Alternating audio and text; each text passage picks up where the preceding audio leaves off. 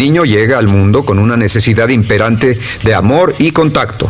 Y como una gran cantidad de investigaciones lo indican, necesitamos mucho amor y contacto durante toda nuestra vida, pero en especial durante nuestros años de formación, porque de niños aprendemos quiénes somos, cuánto valemos, si somos importantes, inteligentes, amorosos, chistosos.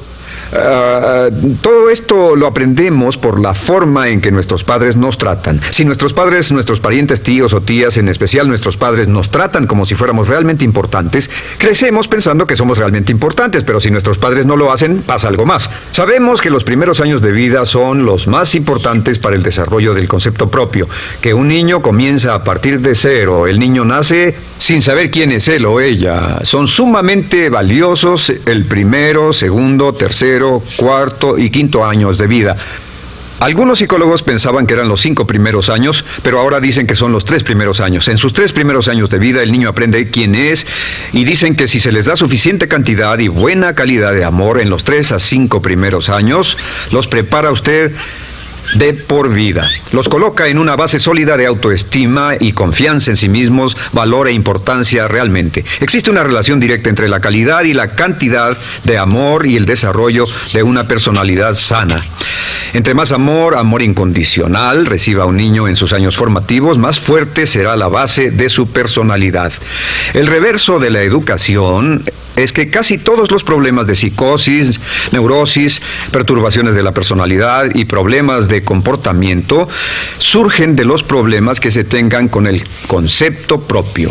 Ahora observemos a los adultos. Aquí está nuestra personalidad adulta. Si nos observamos, podemos llegar a reparar nuestras bases, por así decirlo, repitiéndonos una y otra vez: me agrada mi persona, me agrada mi persona, me agrada mi persona, y llevamos ese concreto reparador hacia la base de nuestra personalidad. Los niños necesitan el amor como las rosas necesitan la lluvia. Los niños que carecen de amor a menudo mueren por escasez de amor. Es una enfermedad llamada marisma. Ahora, ¿qué más sabemos sobre los niños? Sabemos que los niños llegan al mundo con 2 atributos notables. El primero es que no sienten temor. Los niños nacen sin temores. No temen a nada excepto a caerse y a los ruidos fuertes. Y esto se expresa en sus actitudes: yo puedo. Los niños llegan al mundo pensando que pueden hacer cualquier cosa, y quien haya criado a un niño hasta la edad de 3, 4 o 5 años sabe que debe pasar esos primeros años evitando que se maten, porque son como pilotos japoneses, porque no le tienen miedo a nada. Su segundo atributo es que llegan al mundo totalmente espontáneos. Dicen lo que quieren, hacen lo que quieren, son totalmente desinhibidos. Totalmente. Ellos no temen hacer nada de lo que desean, y esto se expresa en su actitud: no quiero. No tengo que hacerlo. Si ha tratado de controlar a un niño, lo habrá visto. Lo primero que dicen cuando comienza a darle órdenes, lo primero que aprenden es: no tengo que hacerlo. Claro, a veces cambiamos sus mentes de una u otra forma, pero estos son los 2 atributos con los que los niños llegan al mundo. Llegan al mundo sin temores y desinhibidos. ¿Qué significa esto? Significa que nuestro derecho innato natural es no ser temerosos y ser desinhibidos. Y solo cuando podemos crear la misma situación en nuestra vida adulta, cuando no tememos y somos desinhibidos, nos sentimos a gusto con nosotros mismos. Las mejores organizaciones, las mejores compañías son las que crean un ambiente donde nos sentimos sin temores y sin reservas para ser nosotros mismos y para hacer lo mejor de nosotros.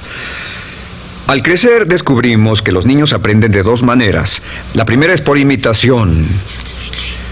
Imitan a uno o a ambos padres, en especial al padre dominante. Algunas veces el padre dominante cambiará cuando crezca el niño, y a veces los niños imitan al padre, a veces a la madre, pero aprenden por imitación. Muchas características y hábitos que tenemos como adultos los aprendimos de nuestros padres. ¿Alguna vez ha tenido la oportunidad, ha tenido la ocasión de gritarle o reñirle a uno de sus hijos? Verá que le dice las mismas cosas que le dijo su padre a usted cuando era niño. Así que imitamos. A veces imitamos su caminar, a veces su forma de hablar, a veces imitamos sus valores, sus creencias, etc. Aunque esos valores y esas creencias no tengan ningún valor. ¿Por qué? Porque nuestros padres eran así cuando nosotros éramos niños. La segunda forma en que aprendemos es pasando de la incomodidad, lo que no se siente bien, hacia la comodidad. Freud llamó a esto el principio del placer. O sea que nos movemos hacia aquello que nos hace sentir cómodos, lo que nos da placer, lo que nos hace sentir bien con nosotros. Nos movemos de la incomodidad hacia la comodidad. Así es como aprendemos a no mojar el pañal, por ejemplo. Sabemos que no es agradable caminar con popó o pipí en nuestros pañales. Vemos lo que hacen nuestros padres, vemos lo que nuestros parientes hacen y decimos, estas personas no hacen lo que yo. Así aprendemos a caminar y lo demás. Así que de la incomodidad hacia la comodidad. Durante toda nuestra vida, por cierto, así es como aprendemos. Imitamos leyendo lo que otras personas hacen, estudiando libros y en el trabajo, imitamos cuando vamos a la escuela y hacemos lo que nos da resultados positivos, lo que nos da refuerzos positivos y hacemos cada vez menos las cosas que nos causan incomodidad o dolor. Ahora, muy temprano en la vida, como equivocación o como resultado de una equivocación que los padres cometen en la crianza, los niños comienzan a aprender hábitos y patrones negativos. Los patrones y hábitos negativos tienen sus raíces principalmente en la crítica destructiva. La crítica destructiva comienza muy temprano en la vida, a veces en los primeros meses. Y la crítica destructiva la usan los padres para dirigir y controlar a sus hijos. Desafortunadamente, tiene un efecto muy peligroso y dañino sobre nosotros, ya que la crítica destructiva tiende a minar la integridad de la personalidad del niño. Muchos de nosotros, incluyéndome a mí y a muchos de ustedes, nos hemos visto minados y heridos por la crítica destructiva más que todas las guerras en la historia. Ahora, como resultado de la crítica destructiva, comenzamos a desarrollar hábitos y patrones negativos. Los patrones de hábitos negativos son respuestas condicionadas hacia los estímulos.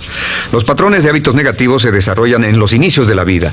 Se desarrollan como resultado de una repetición del temor y el dolor una y otra vez. Se desarrollan como resultado de la crítica destructiva, el castigo físico, etc. En los inicios de la vida comenzamos a desarrollar dos manifestaciones que nos persiguen durante toda nuestra vida y más que ninguna otra cosa inhiben nuestro potencial. La primera es la llamada patrón de hábito negativo inhibido. El patrón de hábito negativo inhibido se aprende cuando al niño le dicen una y otra vez no. Aléjate de ahí, no toques eso, y se le castiga. Cuando el niño intenta algo nuevo, o se involucra con algo, o huele algo, o derrama algo, o rompe algo accidentalmente, el padre estalla y se enfada mucho. Como ven, el niño está impulsado por la curiosidad insaciable de explorar su mundo.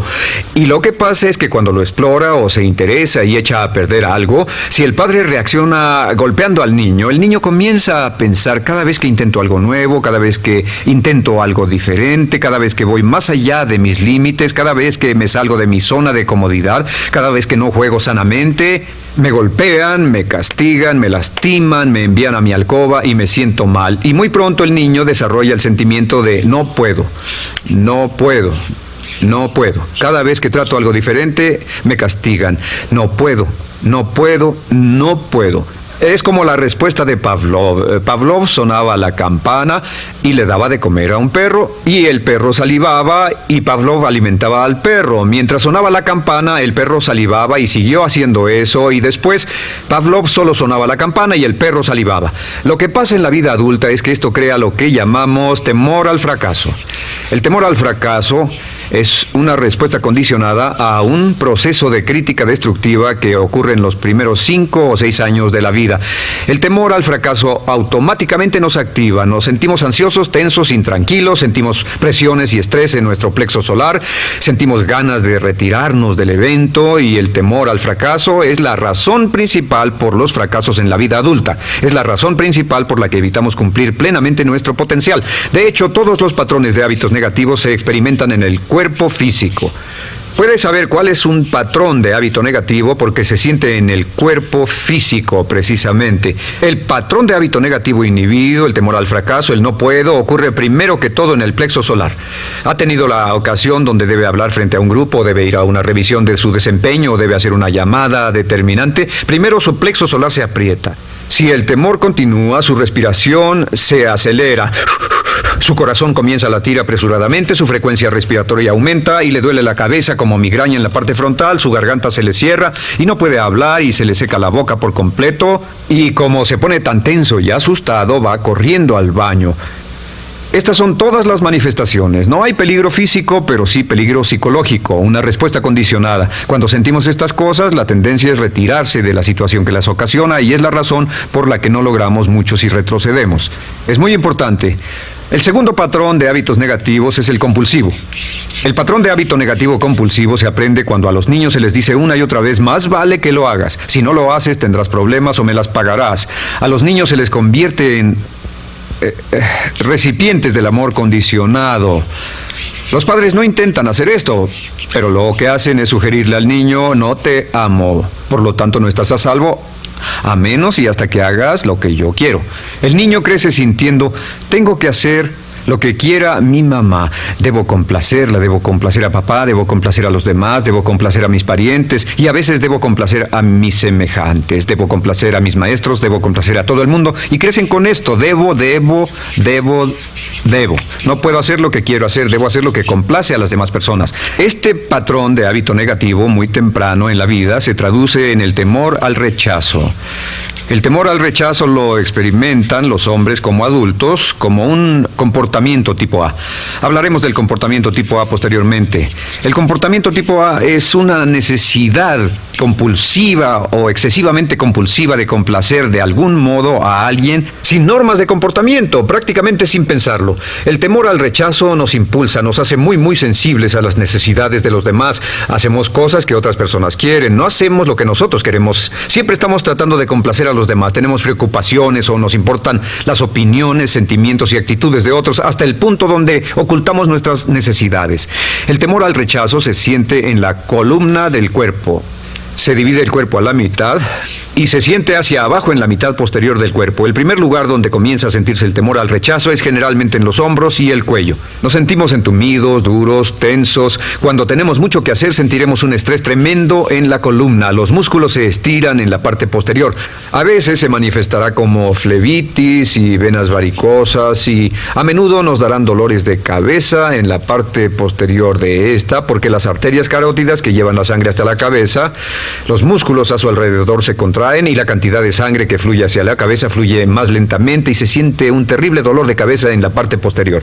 Estos dos temores, los patrones de hábitos negativos compulsivos, el compulsivo y el inhibitorio, son resultado de la crítica destructiva, el gran destructor de la personalidad que nos persigue durante toda la vida.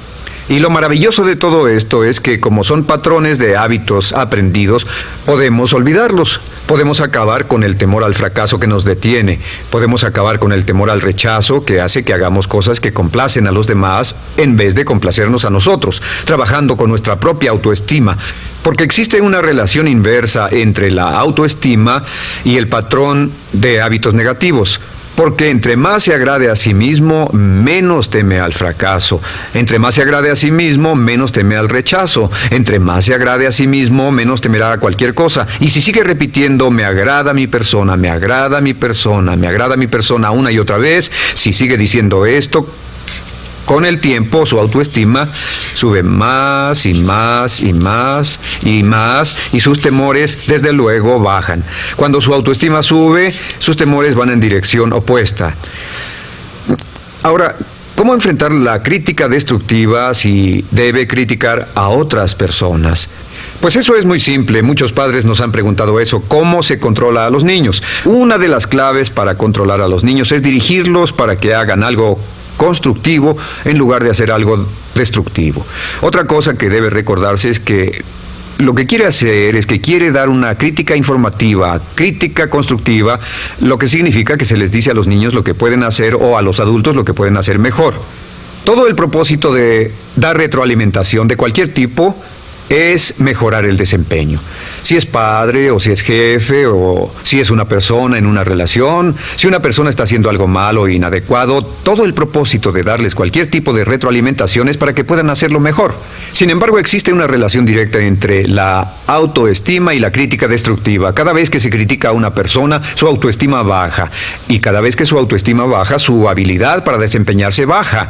Si critica a una persona en forma destructiva demasiado tiempo, llegará a un punto donde no intentarán nada. Se convierte en lo que llamamos hipersensible. Un adulto hipersensible es aquel que no puede aceptar críticas de nadie. Un adulto hipersensible es una persona que está muy tensa, ansiosa, si siquiera sugiere que no está haciendo lo correcto. Si trata con un adulto hipersensible, la clave es sentarlo y recordar 4 cosas. Número 1, comenzar con alabanzas. Número 2, proteja la autoestima de la persona a toda costa. Número 3, discuta el desempeño y no a la persona. Hable del comportamiento más que de la persona. Y número 4 es enfocarse hacia el futuro en vez de en el pasado. Enfóquese hacia lo que va a hacerse en forma diferente en el futuro en vez de lo que pasó en el pasado. ¿Por qué? Una razón muy simple, porque una persona no puede controlar el pasado. Al no poder controlar el pasado, cualquier crítica de lo que han hecho en el pasado les da un estrés tremendo y frustración. Así que, en resumen, la clave del éxito en la vida es una actitud mental positiva. Una actitud mental positiva se basa en expectativas de éxito, de una serie de expectativas positivas. Esa serie de expectativas positivas se basa en sus creencias y en su concepto de sí mismo. El centro de su concepto propio que determina su eficacia en la vida es su autoestima, y su autoestima se mide por cuanto se valore a sí mismo. Las 2 cosas que nos frenan más que nada son el temor al fracaso y el temor al rechazo. Y uno de nuestros secretos centrales de éxito es este: conviértase en un organismo generador de autoestima perpetua. Haga continuamente cosas para usted mismo, hacia sí mismo en su vida, que hagan que se agrade a sí mismo, que se ame, que se acepte, que se respete, que hagan que se sienta fantástico con usted mismo.